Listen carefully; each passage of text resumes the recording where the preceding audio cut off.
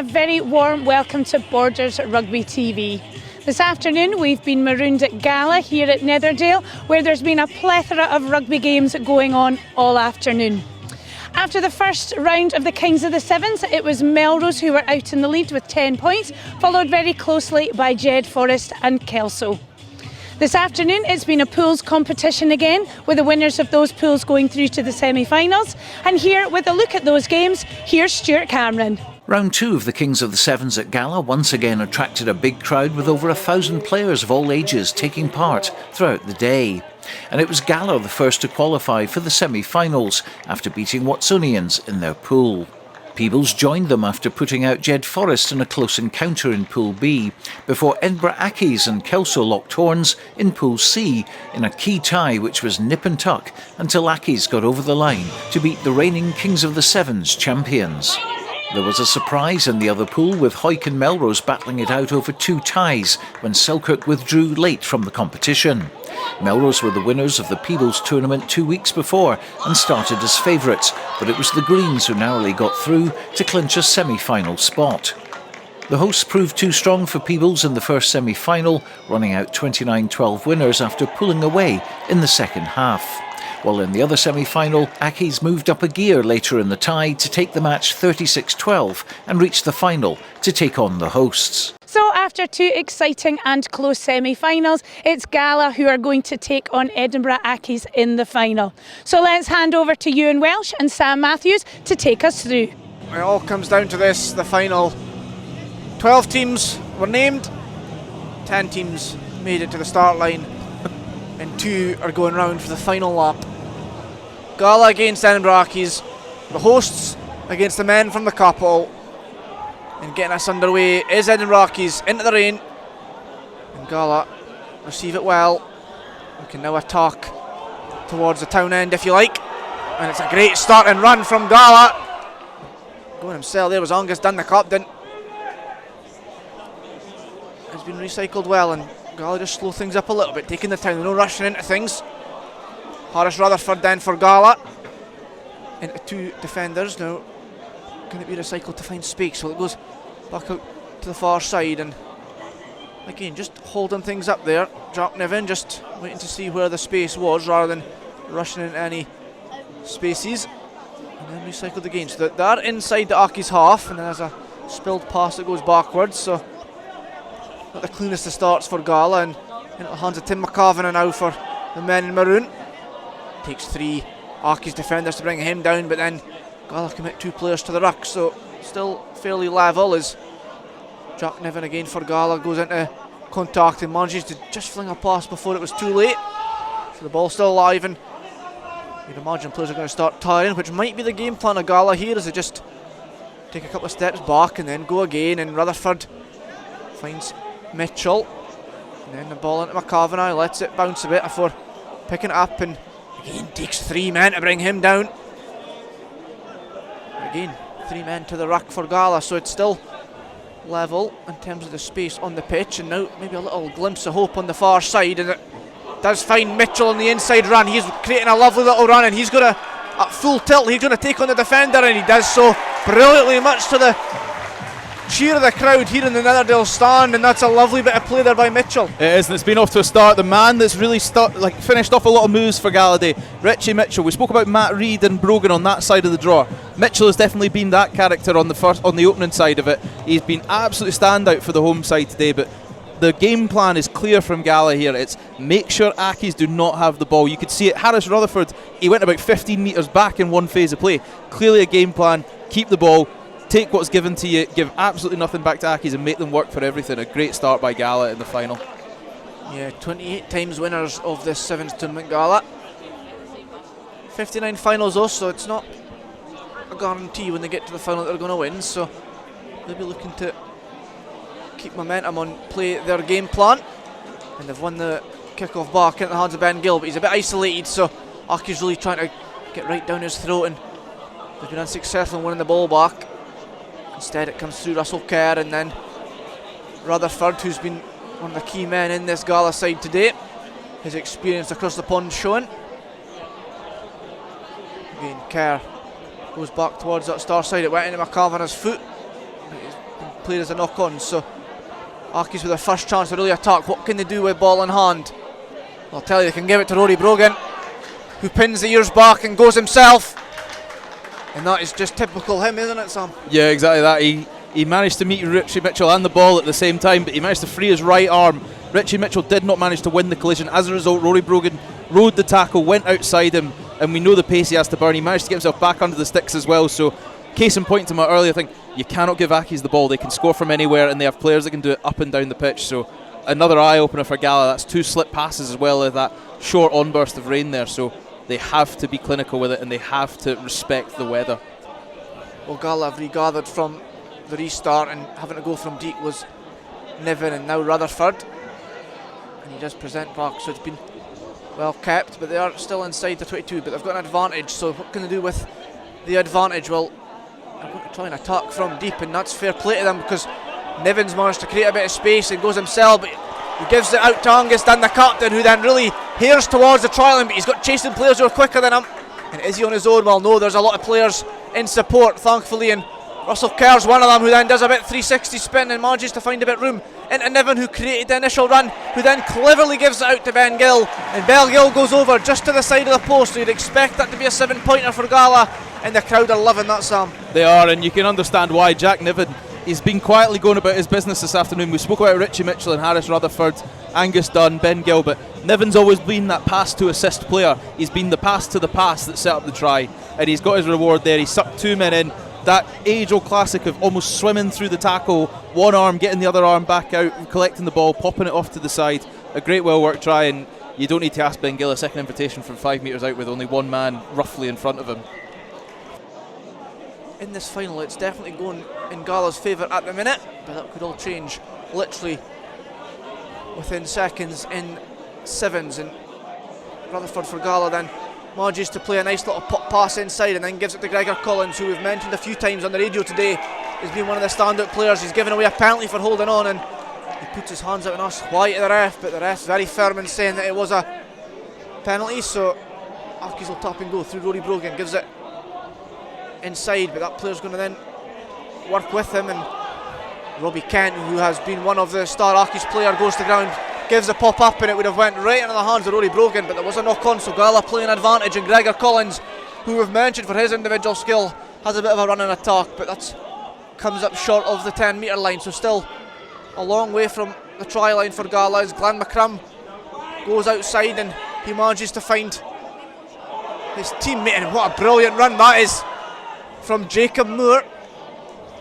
5 on his back, gets up just inside the 22. McCrum recycles, but scrum half not his forte. However, it's still in play. It went backwards, says the referee, as Mitchell goes himself, but then he's brought down, and the offload wasn't quite there in terms that it was knocked forward, and although there was a chase on towards the ball, it was knocked on, and that'll be half time.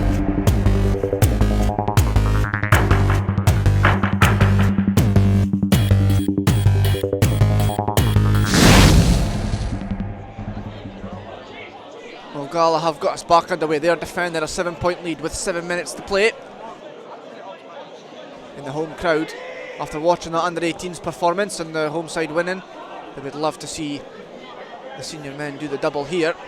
And at the moment, they do have that 7-point lead, so a converted try is only the difference. So Accies having to attack from very deep inside their own 5 metre line, but a great bit of running rugby by Toby Edwin. Fends off to his players, opposing players, and then just looking for where the answers are at the minute, and they're not quite opening themselves up just yet. So into contact for Accies, but now out to Brogan, and then onto the wing, and Kent down the stand side. Is he going to, didn't take McCrum on, but then he goes inside and now takes McCrum on, so he's bit 3 or 4 defenders there, but Jack Niven's tackle was enough to not only grab the player but take the ball, and that will be classed as a knock on. And Sam, that's a very tactical tackle. It is. It's a great tackle by Jack Niven there. He managed to stay right in his blind side just as Robbie Kent thought it was safe. You watch that transfer of the ball from 2 hands, thought he had it safely tucked under that one arm, but the arm coming over the shoulder from Jack Niven there just punched the ball out, resulting in the knock on. And you know, I spoke about him in the first half. I've been really impressed by the dirty work he's done today. Jack Niven, he's just not let anything go. He's never given up on a single ball today, and he's getting his rewards in this final. And he's not the biggest player either. That just shows you at sevens you can be small and fiery. Yeah, exactly. You can be small and dogged. it's literally just about how much do you want to win in this sport, and he shows it in abundance. Gala took the resulting scrum. The Accies have had great defensive work, did not let them gain much territory at all. Looking for answers as Gala struggled to really find any way forward without running into the light blue shirts of Edinburgh Accies.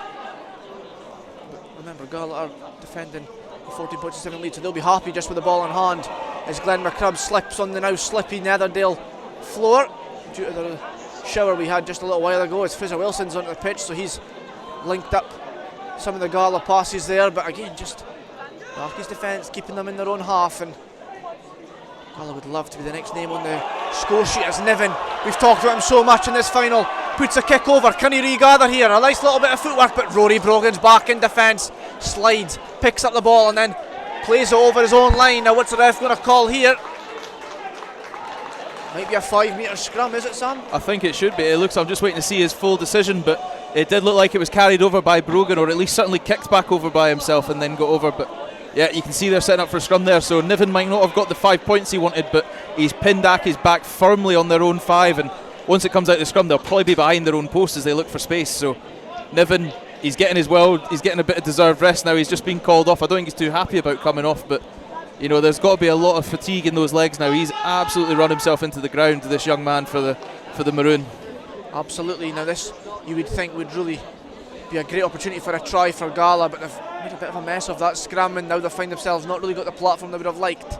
Rutherford has a bit of a dance. It takes 2 to bring him down. It was a heavy collision, but does that mean there's men out wide, I wonder? Gala go through the hands on that far side. And it's into the hands of Gregor Collins, who then pops a pass inside. Really narrow on the touchline, but Gregor Collins is there to pick up the pieces again, and Gregor Collins goes in. And I mentioned how much Gala would love to have been the next name on the scoreboard, and they are, and you know that could be a huge moment in this game, Sam. It is, and once again it's Ben Gill utilising the space he has on the wing. He's one of the more burly wingers you'll see on the circuit. Ben Gill, he's got absolutely mammoth quads. He's not easy to wrap up and tackle, and he can keep that leg drive going with some of the best in this league, in forwards included. It's never a foregone conclusion if you get 2 hands on Ben Gill that you've tackled him. But Gregor Collins, he fed the ball, made sure he stayed alive himself, got back round the outside. They were almost running out of pitch. They were working in such fine margins and channels, but you know, like you said, he's now got the next try on the board that takes it up to 19-7 with a conversion to come. Getting us back underway is Russell Kerr. He puts it high into the sky here at Netherdale as shouts of "Come on Gala" are screamed by the home supporters. And there's Ben Gill again with a darting pass into the hands of Mitchell. Mitchell to Rutherford. Again, beautiful play by Gregor Collins down that far side. Just escapes the first tackle, but he's actually considered a penalty. I think he was maybe travelling a little bit there, and now Accies are going to take the penalty quickly. Now they come towards the stand side. Somebody that's been quiet in this final is Chalmers, and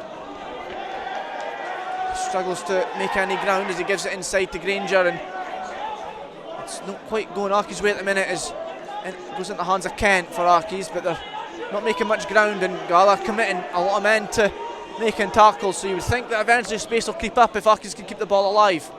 Chalmers beats McAlvena, then gets brought down, but then win a penalty, so Gala just having to do a lot of hard work just at the minute and not quite reaping the rewards just yet, but they do have that lead as the ball falls in the hands of Toby Edwin, who then puts on the afterburners. Can he get away from all the defenders? Rutherford's chasing, but he's not going to get there. And Toby Edwin's going to go in for the score under the post. I think that's going to be 7 points, and the conversion's going to get taken very quickly, although they're not allowed to take it from the other side of the post, so not as quickly as Accies would have liked. Ben Granger's going to take this one, the drop goal.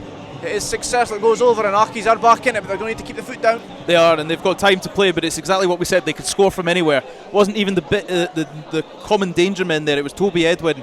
He's had a really great day in the scrum today as a sort of loose forward working for Accies. He's got his rewards there, a decisive running. You know, he's just outburned Harris, Rutherford and Mitchell, who are clearly feeling the fatigue a bit, but they get us back underway. We must be close to the end of the game now, and you know, they've just made a clinical error. They've kicked it straight out on the full. So Gala have got exactly what they want. They've got the ball back with little to play, but you can see Accies now, they're really ferociously trying to get this ball back and get in an attacking position.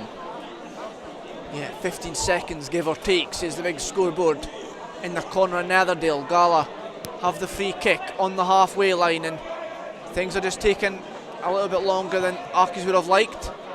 Bit of a confusion around how many balls are on the pitch. Still a bit of confusion around how many balls are on the pitch, but that'll get resurrected with the clock off, so not long left to play, and Gala have a 19 points to 14 lead, so a try could win it for either team here, but Gala defending the lead as Russell Kerr makes a bit of headway into the Accies defence. It's all about protecting the ball until the referee says so. He has a look at his watch. The crowd are eager with anticipation here. Could they do it? The ball hoofed into touch. There's celebrations from everyone. The referee blows his whistle. The Gala players run onto the pitch, jumping on each other's backs. The crowd are hugely elated by this. Gala have won their own tournament just like they did 2 years ago. They've overcame Edinburgh Accies in the final. They're going to party long into the night here at Netherdale. There's after party to follow. It's been a great day for everybody. A little bit of rain wasn't going to spoil the party. The under-18s from Gala were the winners, and in the men's tournament it's Gala as well as they come over the top of Accies. It finishes Gala 19, Accies 14. Angus, congratulations. Gala win their own trophy.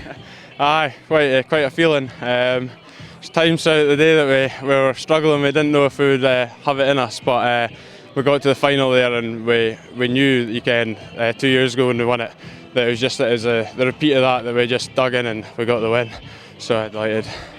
Edinburgh Accies a tough team though. No, serious. We knew that they were going to come out and just run us around the park. You know, they are strong, fast and fit, everything that you want in a sevens team, so absolute credit to them. But we just knew that if we, in defence mainly, if we got up on them, put a huge amount of pressure on them, and it was greasy ball, they would cough up mistakes. And then once we got the ball, we were as clinical as we could, probably most clinical we've been all day, which, you know, it's brilliant. It came in the final at least. How much does it mean to you and the lads to win your own tournament?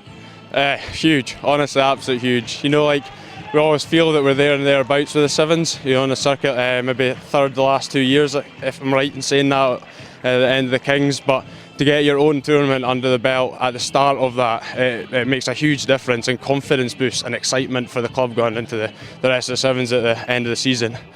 You're only 3 points behind Melrose and the Kings of the Sevens on 10 points, they're on 13. Yeah, I know, that's the thing. It was a big upset, you know, almost the top teams going out quickly this tournament, which has helped us, I would have said. And, you know, it's going to help us hopefully in the future with them not getting any points today. And the crowd really lifted you, didn't they? Yeah, I mean, it's like I kind of shut it off on the pitch, but in the final you couldn't not hear it. It was, yeah, unbelievable. So thanks for everyone that came down and supported, I suppose. It made a huge difference to us. And the Kings of the Sevens generally, how important is it for a club like Gala to do well? I think any border club, it means a huge amount to. So, yeah, everyone wants to win it. Once 15s is out of the way, because everyone's in sort of different leagues and everything, but once that's out of the way and you get back into the sevens, it's border proper. I know there's Edinburgh teams in it, but I think the borders clubs, it means just so much more. So like today, winning our own sevens is huge, huge. And a big break now for 8 months through till April until the next competition. Yeah, I know. I mean, that's us getting stuck into Border League next week and get right into the 15s. And then hopefully, you know, at the end of the season, we'll have plenty of time to get back into the sevens training wise, because it is such a different game. So yeah, get back into it, get excitement back builded, and yeah, see how it goes. Congratulations again, Angus. All the best. Have a good night. Thank you very much. Cheers. Well, that has been a really exciting afternoon of rugby, and it's the home side Gala who win the final 19-14. Next week we're off to Pointer Park for the first game of the 15 season, which is a Border League game between Kelso and Gala. But for now, cheerio.